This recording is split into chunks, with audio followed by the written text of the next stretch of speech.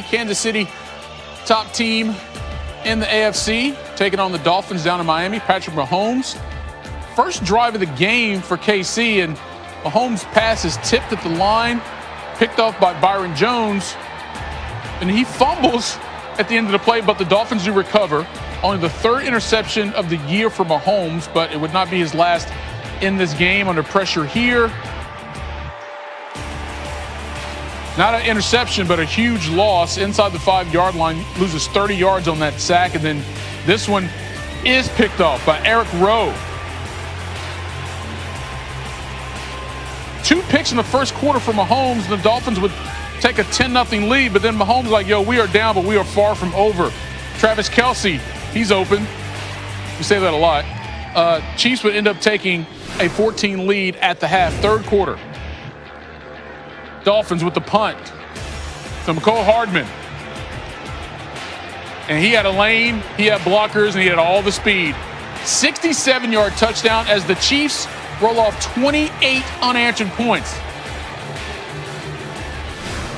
It would actually be 30 unanswered by the time we pick up with Tua right here.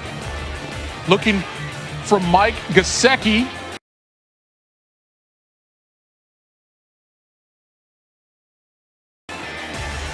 Into traffic, didn't matter. Second touchdown of the game for Gesicki, so the Dolphins now trail at 30-17. Tua not done. Sneaks it in from a yard away. It's now a 30-24 game. Chiefs ensuing possession. It's 4th and 1, and they go for it. And Mahomes to Tyreek Hill. Chiefs would win it 33-27. They clinch the AFC West title. Here's Jeff Darlington from South Beach.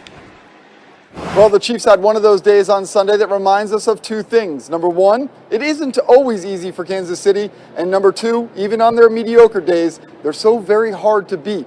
On a day that started with a first quarter that saw Patrick Mahomes throw 2 interceptions, had 1 fumble, and also took a 30-yard sack, it ended with the Chiefs holding off these feisty Dolphins. You get angry. You don't want to turn the ball over and put your defense in that situation. At the same time, I have the ultimate confidence in the guys around me that we're going to keep battling and find ways to win football games. And kind of like I said, our defense kept us in the game. They kept getting stopped whenever they were just on the field. It seemed like the entire first quarter.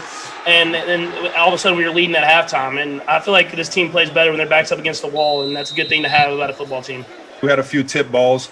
That always, you're trying to avoid that. But at the same time, it's football. Guys are going to get their hands in the passing lane here and there. And the biggest thing is how are we gonna handle that, And I think Pat does it better than anybody in the league. Is when adversity hits, his level of play goes up. We got to finish on both sides of the ball. Make sure we take care of business there. Not a lot of yards, but we've got to take care of the ball. Too many turnovers, and can't do that against good football teams. Perhaps the Dolphins could have better benefited from the Chiefs' miscues if they weren't so injury depleted on offense. Regardless, Mahomes still had 393 yards, and the Chiefs locked up the AFC West. Now they can spend the rest of their regular season focusing on locking up that ever-important number 1 seed. In Miami Gardens, Jeff Darlington, ESPN. All right, look, I know we've been hyping up this Chiefs offense for a while now, but I still feel as if some of y'all don't quite understand what KC's been doing. I think this should help.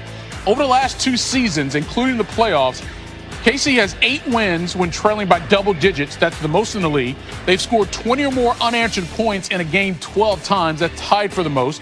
And number 15 has only thrown multiple picks in a game twice. Today and Super Bowl 54. And oh yeah, they won both of those games. But here's the deal. Speaking of the Super Bowl, Mahomes remembering that his 2 worst games in the last 2 seasons have come down in Miami, yet he's 2-0 at that stadium. He went to Twitter and said, I have a love-hate relationship with Hard Rock Stadium. As long as you win, you can love it and hate it all you want to. Tim, let me start with you. The Chiefs won this game despite committing 4 turnovers, including 3 picks from Patrick Mahomes. How did Kansas City's defense help them win this game? Well, listen, they played complementary football, and the mark of a good team is when, one phase of your team is not playing well, the other group steps it up, and that's what happened. We saw the special team score. Obviously, that helps when your offense turns it over 4 times. But defensively, Steve Spagnuolo has that group getting better, which is kind of what he's done throughout his career. They maybe start slow defensively, but they get it going. It's a split zone run by Miami here. Offensive line working to the left, the tight end's going to dig out to the right. the back wants to cut it back to the right, but Chris Jones gets so much penetration early that the back has to try to bounce it outside, and then there's Mike Dana for the tackle for loss. Then on a 3rd and 5 here, they're going to run some type of mesh concept, try to get a pick with zone coverage, and then Frank Clark wins right away. So this ball comes out early from Tua, and basically the route doesn't develop yet. Matt Collins probably would have had an opportunity there, but the ball had to be out. And then in a known passing situation, it can't always be Chris Jones or Frank Clark. This time it's Deshaun Wharton who gets to Tua. And so you just look at this defense. We saw an interception from Tyrann Mathieu earlier in the football game. They came to play. They really did. And I think that if this team can get that type of effort and that kind of disruption defensively to go with that offense you were just talking about, Michael, then we different than the AFC, the NFC. We know who the best team in the AFC is. Yeah, it's just a matter of getting to the playoffs and see how those matchups play out. Rob, let's talk about Miami, though. And again, despite the loss, because this wasn't a season where people were expecting a lot of things from this Dolphins squad, you have been impressed, though, with the improvements that Miami's made from last season to this season, especially on defense. What did they show you today against this high-powered Chiefs offense?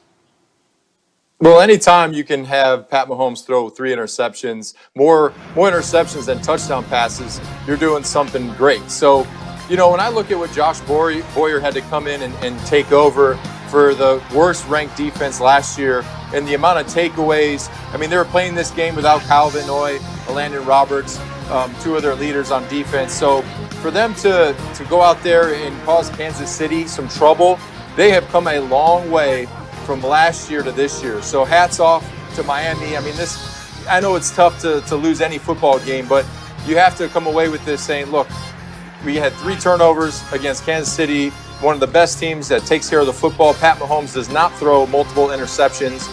So when you can do that, you have to feel positive about where you're heading. So if they can continue to improve and get some health back, Kyle Van Noy get back, Landon Roberts come back, they'll be even better. So they got to focus on a big game coming up against New England this week.